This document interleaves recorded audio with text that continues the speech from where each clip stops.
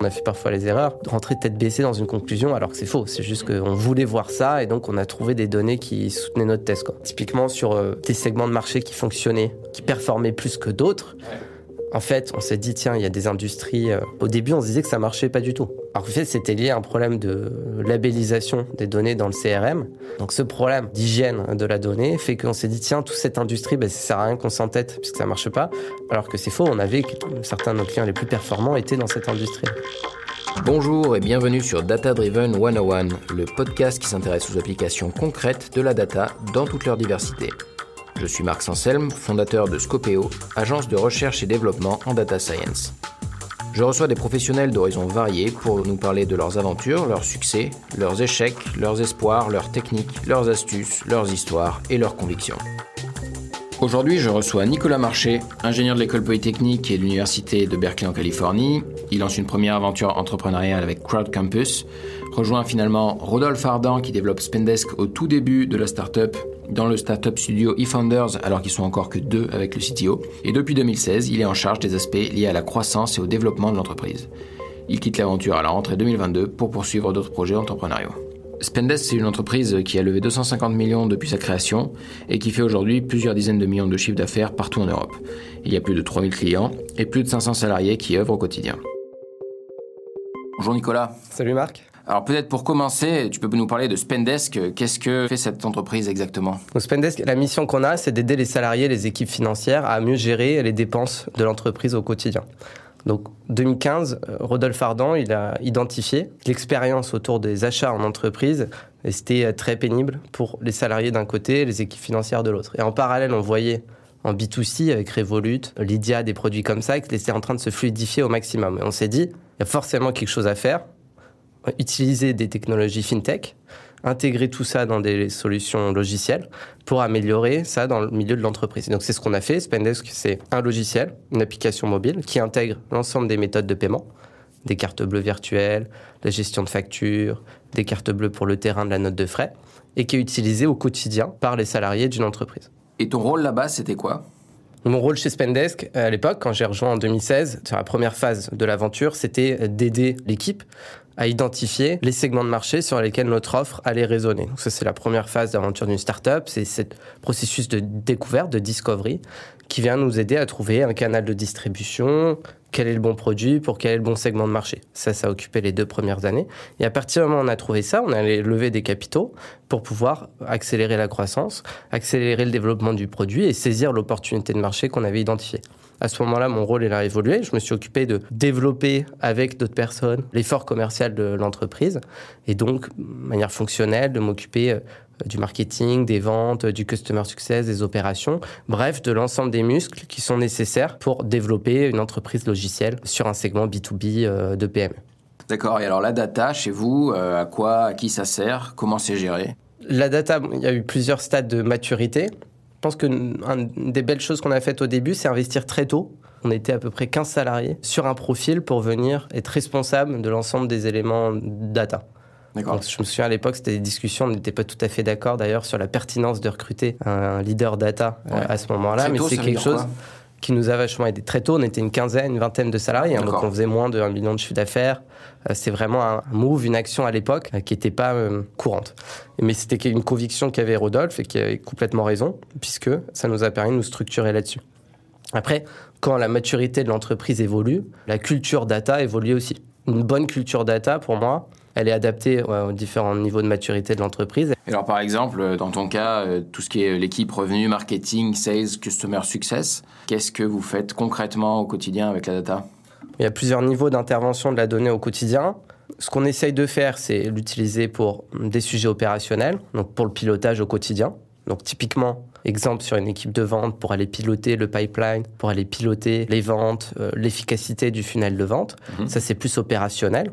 Oui. Avec des moments, des rendez-vous dans le calendrier. On sait exactement ce qu'on va regarder à quel moment. Sur un niveau un peu plus supérieur de planification, une fois qu'on a passé la première phase un peu d'inconnu de la start-up, qu'on est en train de développer une entreprise, on va venir planifier. Donc là, la donnée va venir nous aider à identifier les zones où on peut aller chercher de la performance, chercher de l'optimisation. Donc ça peut être par exemple sur les segments de marché qui marchent le mieux. Donc on va venir regarder l'usage produit, On va venir regarder le revenu par client et ça nous permet de concentrer ensuite l'effort commercial, l'effort marketing sur les meilleurs clients pour le business. Puis troisième exemple, ça va être plus à un niveau stratégique.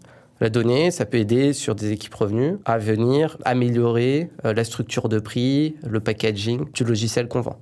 Donc typiquement, on peut venir identifier, faire des études pour voir si telle ou telle modification dans la structure de prix, connaître le rendement de cette modification-là. Donc ça, c'est des choses qu'on utilise à ces trois niveaux. Donc opérationnel, au niveau de la planification, on va dire au rythme du trimestre, du semestre, et puis au niveau plus stratégique sur des projets annuels, on va dire. D'accord. Sur l'opérationnel, tu as mentionné donc le fait, on sait exactement quoi regarder à quel moment.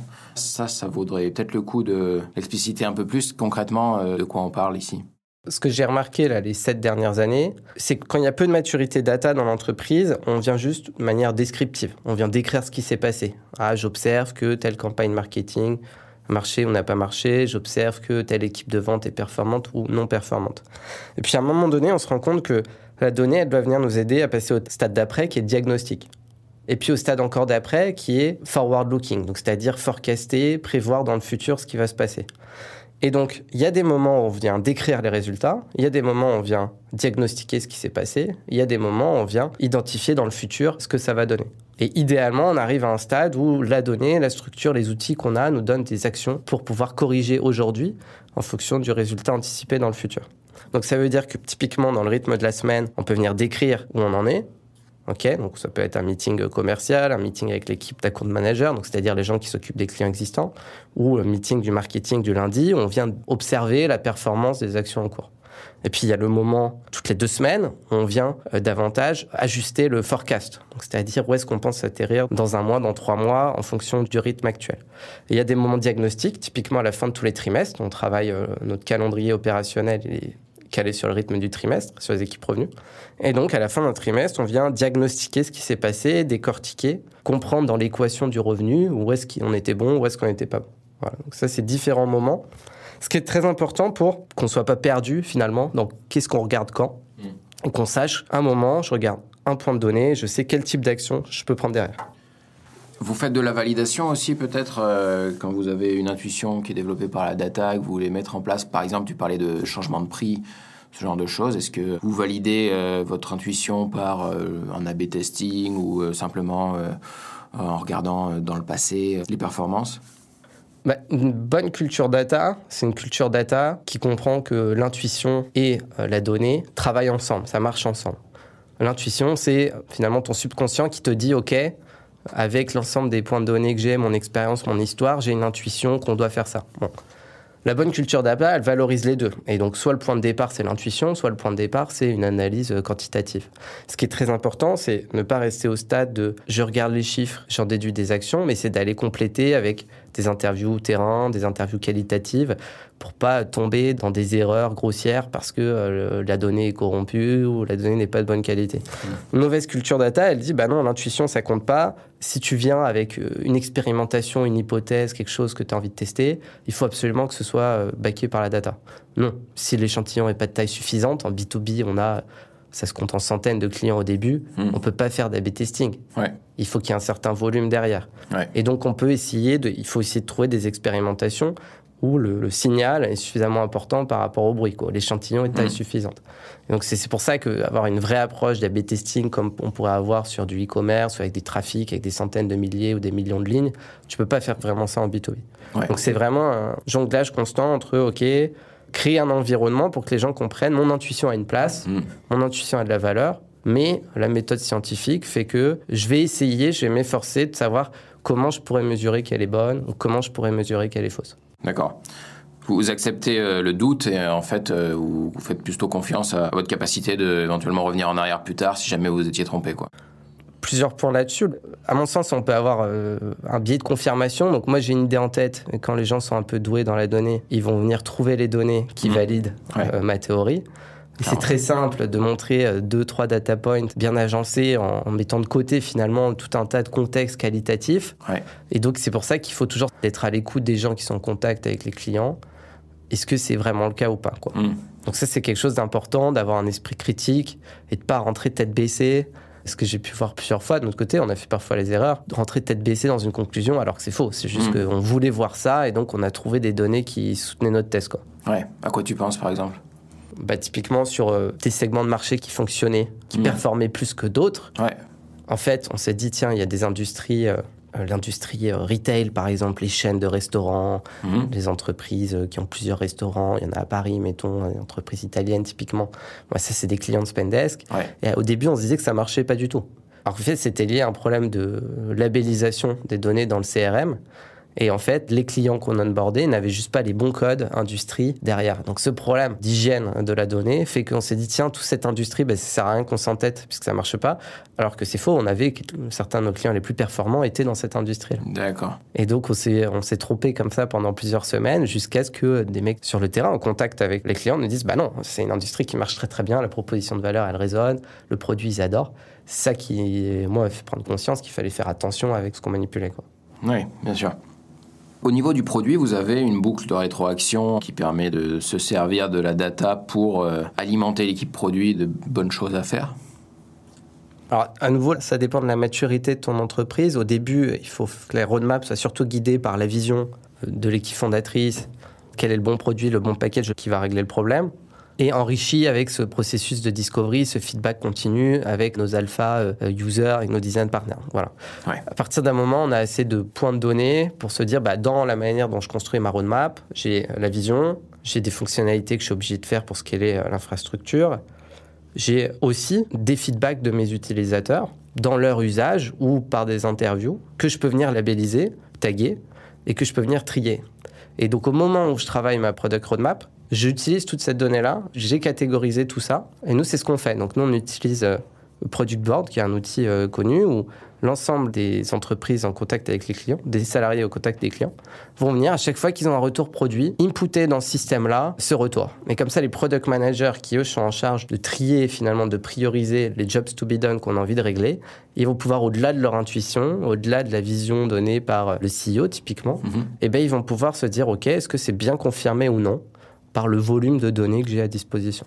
Du côté de ton équipe, donc plutôt côté revenu, marketing, sales, customer success, qu'est-ce que vous avez comme KPIs? Qu'est-ce que vous avez construit? Est-ce que tu as peut-être un peu des choses à nous partager sur ce que vous avez utilisé pour piloter? Sur les KPIs utiles au quotidien, ce dont on s'est rendu compte, parce qu'à nouveau on a fait l'erreur, moi le premier, c'est la nécessité de les limiter en nombre à 5, 7 maximum.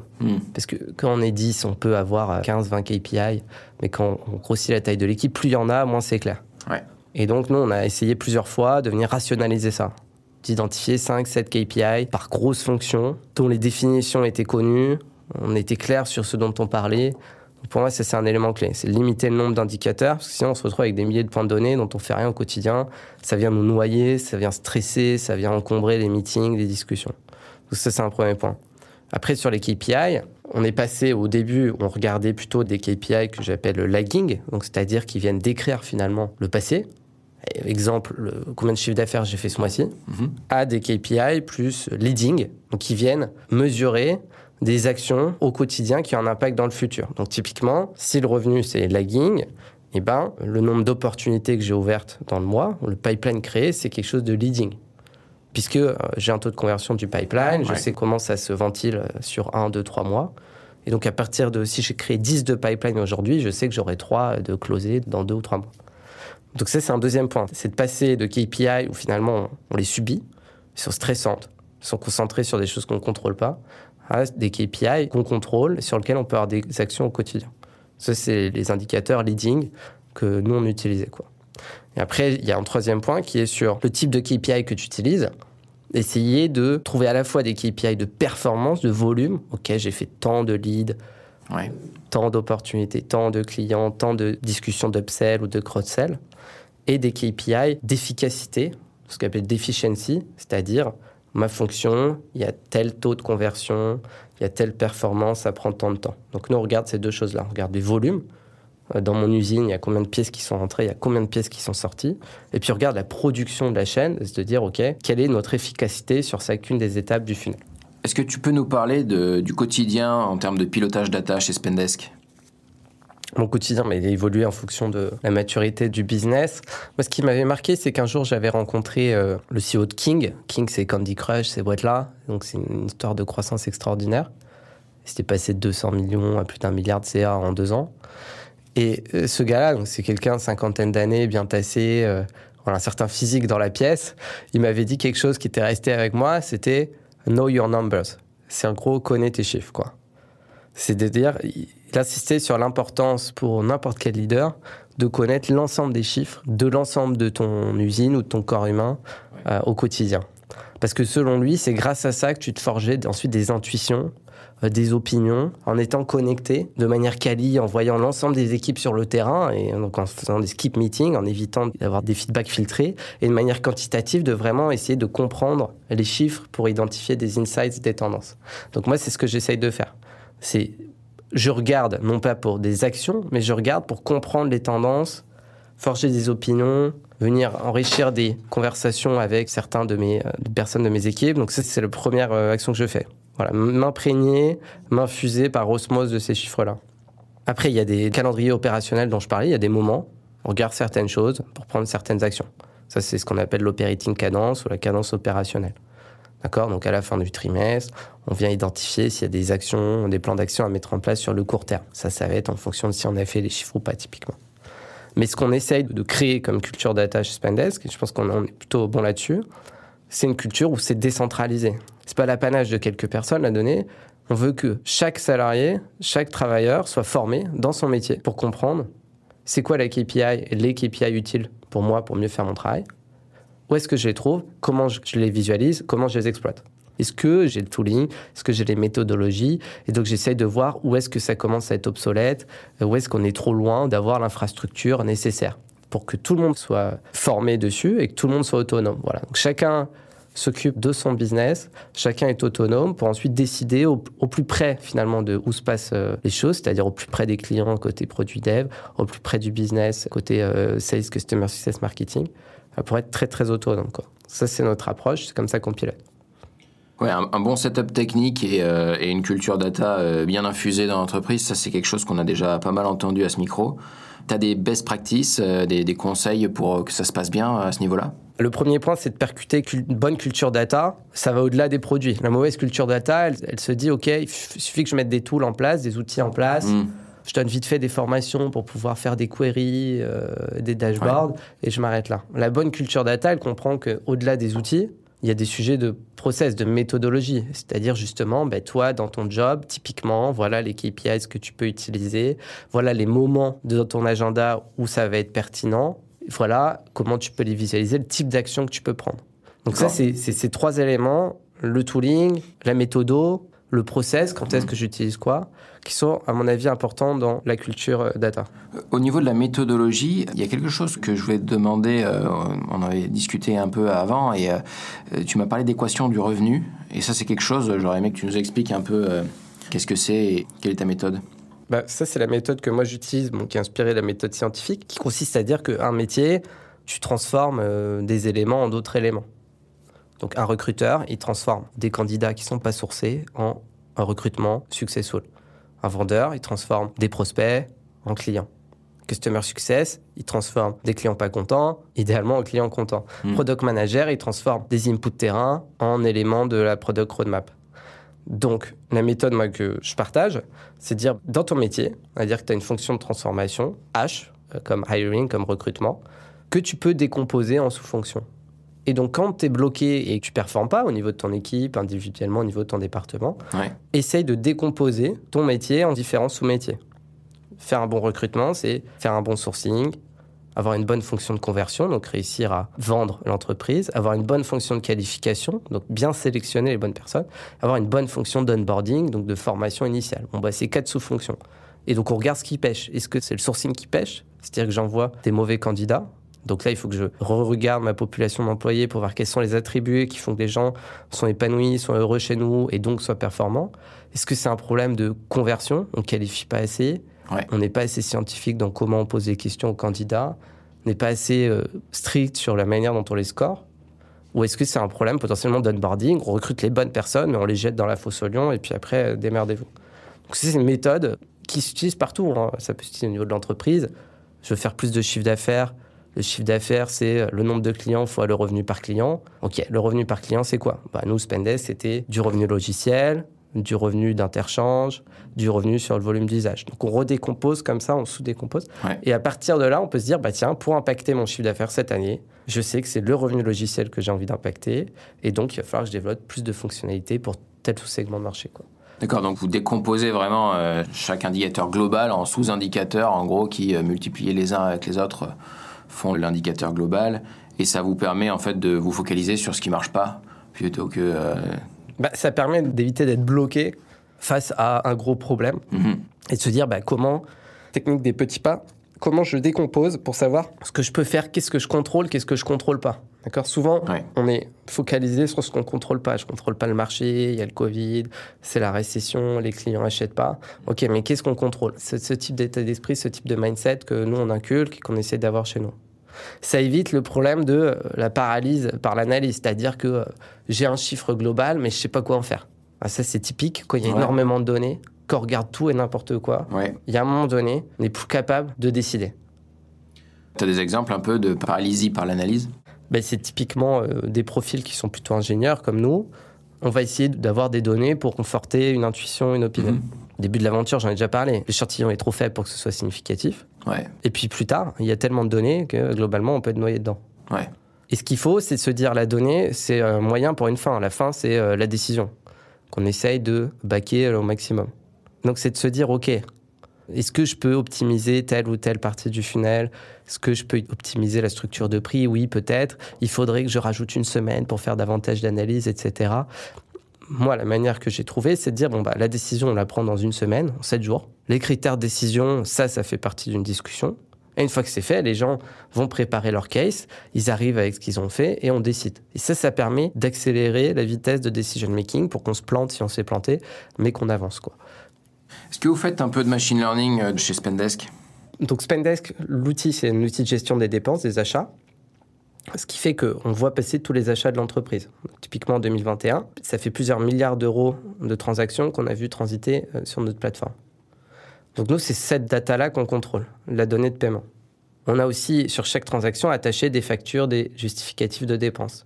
Donc, le premier cas d'usage qu'on a identifié, c'était le travail manuel fait par les utilisateurs, notamment comptables, d'équipe financière, pour venir extraire tout un tas de données justificatifs. Quand tu as une facture, tu dois avoir ton fournisseur, la TVA, ensuite il faut que tu catégorises ta dépense, et après dans les bons comptes comptables, etc.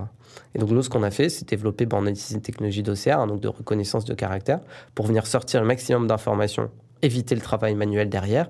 Et puis après, on a fait un processus d'apprentissage où on proposait aux utilisateurs de taguer tel fournisseur, c'est généralement tel code comptable, et nous, on apprend dessus. On propose des codes comptables, on fait de la recommandation, et ensuite, en fonction de si les clients ils valident ou pas, on apprend pour pouvoir automatiser au maximum ces tâches à faible valeur ajoutée, quoi. Donc ça, c'est ce qu'on fait aujourd'hui. Maintenant, ce qu'il faut voir, c'est ça la force du produit de Spendesk, c'est qu'on a ces milliards d'euros de transactions. Et donc, nous, ce qu'on souhaite faire dans les prochaines années, c'est quoi ? C'est avancer sur la fraude, puisqu'on sait détecter des transactions frauduleuses ou pas. Ajouter de l'intelligence sur les fournisseurs auprès desquels tu achètes des produits ou des services. Donc, pour imaginer que si je sais que Marc va prendre un billet d'avion, je peux lui recommander potentiellement une alternative intelligente par d'autres moyens de transport. Si jamais, dans sa politique de dépenses, il a indiqué qu'il souhaitait limiter l'impact carbone, ce genre de choses. Je vais pouvoir scorer mes fournisseurs et proposer certains fournisseurs par rapport à d'autres. Je vais pouvoir ajouter des services fintech au-dessus, puisque à partir du moment où je gère tes dépenses, je connais tes comportements d'achat. Donc, je vais pouvoir proposer d'autres services. Je vais pouvoir améliorer le forex à l'international. Je vais pouvoir, en fonction de ton comportement de dépenses, te proposer de faire du paiement différé, donc proposer des lignes de crédit. Et c'est parce qu'on aura cette donnée d'usage et des modèles derrière qu'on pourra scorer, modéliser le risque, et donc nous proposer d'autres services. Donc je pense que la première phase, là, on va dire de 0 à 6 ans, c'était vraiment développer un premier produit qui répond à un problème opérationnel. La deuxième phase, maintenant qu'on contrôle ces données-là de paiement, ça va être d'ajouter de la valeur vraiment disruptive sur l'ensemble de ces transactions qu'on gère pour toi, en fait. Et là, c'est du développement produit pur, quoi. Il va falloir... vous avez les équipes de machine learning, ingénieurs, data scientists pour développer tout ça ? C'est l'intérêt d'avoir eu aussi, dans la première phase, la phase 1, on va dire de 0 à 6 ans, d'autres problématiques sur lesquelles on a pu développer ce genre de talent. Aujourd'hui, on a un certain nombre de talents chez nous qui savent le faire. On construira les équipes, les capabilities qu'il faut en fonction de ça. Mais c'est vraiment, je trouve, excitant. Au début, finalement, un logiciel, tu gères des points de données, tu ajoutes des workflows, tu ajoutes des process, tu ajoutes de la BI. Et puis après, c'est comment je valorise cette donnée-là que je contrôle, ce control point que j'ai. Et à mon avis, il y a énormément de valeur, surtout dans une période où on va essayer de réduire les coûts, etc., qui va être créé dans les prochaines années chez Spendesk. C'est pas juste un logiciel de gestion de dépenses, c'est ça qu'il faut voir. Ouais. Oui, il ne faut pas mettre la charrue avant les bœufs. D'abord, on prend la data et ensuite, on fera du machine learning. Ouais, c'est ça. Donc, ça a pris 6-7 ans, c'est pas fini. Et après, quand on est en bonne capacité d'avoir le volume nécessaire, tu le sais mieux que moi, Marc, il faut qu'il y ait un volume quand même conséquent pour pouvoir entraîner tout ça. À ce moment-là, nous, on pensait que voilà, si on a quelques milliards d'euros de transactions, là, ça commence à être pertinent. Il y a certains problèmes remontés par les clients depuis 2016, qu'on a démarré, qu'on va pouvoir venir résoudre aujourd'hui. Ok, alors sur ce que vous faites aujourd'hui, type business intelligence, tu l'as dit, les analyses générales, etc.